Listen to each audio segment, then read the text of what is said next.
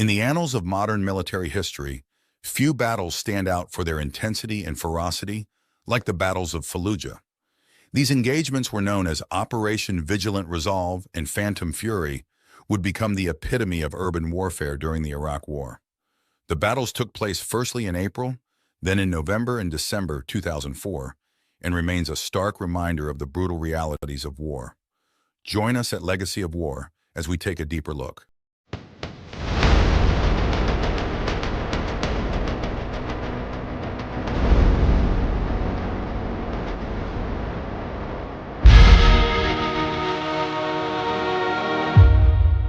Before we start the video, don't forget to check out our selection of playlists.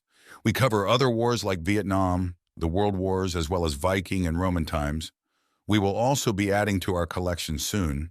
Make sure you like, subscribe, and let us know your thoughts in the comments. Now relax and enjoy the video. That's in order. Located 40 miles west of Baghdad, Fallujah was a city of immense strategic importance. By 2004, it had become a stronghold for insurgents, including Al-Qaeda in Iraq.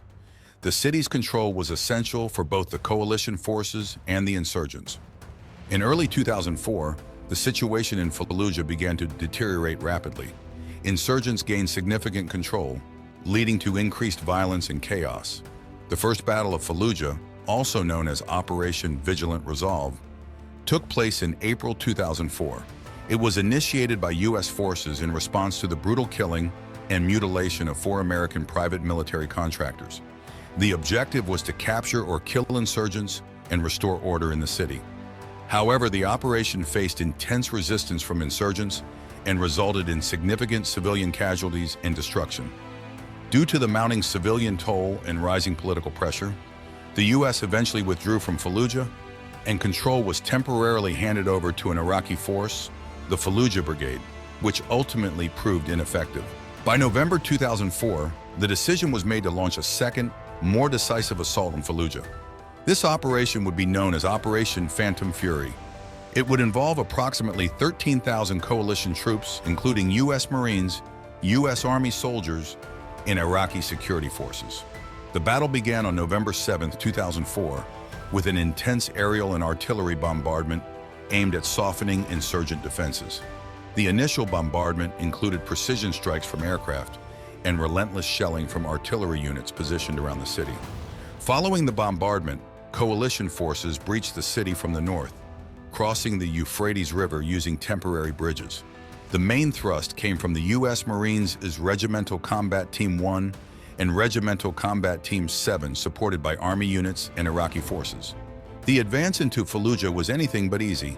Insurgents had fortified positions and laid countless improvised explosive devices, or IEDs.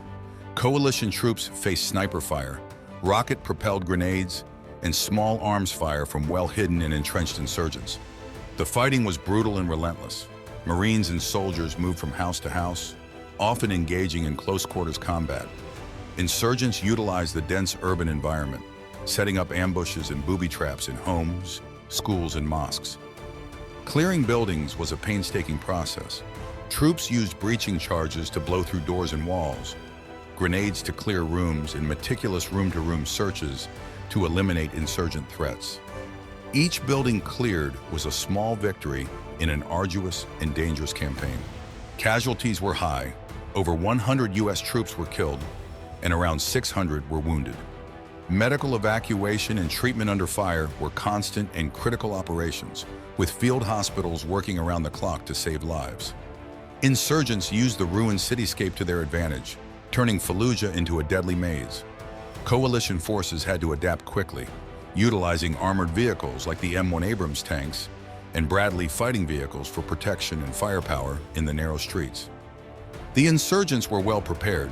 They had tunnels and bunkers that allowed them to move unseen. Every building was a potential death trap, and every street corner could be an ambush site. It was a constant fight for survival. Night operations added another layer of complexity. Utilizing night vision equipment, coalition forces conducted raids and patrols under the cover of darkness, aiming to surprise and disorient the insurgents. By mid-November, coalition forces had made significant progress, capturing key positions like the mayor's office, the central train station, and major thoroughfares. These victories were crucial in breaking the insurgents' defensive lines. The battle also had a profound impact on the civilian population. Many residents had fled before the fighting began, but those who remained faced harrowing conditions. The city's infrastructure was heavily damaged, and humanitarian crises loomed.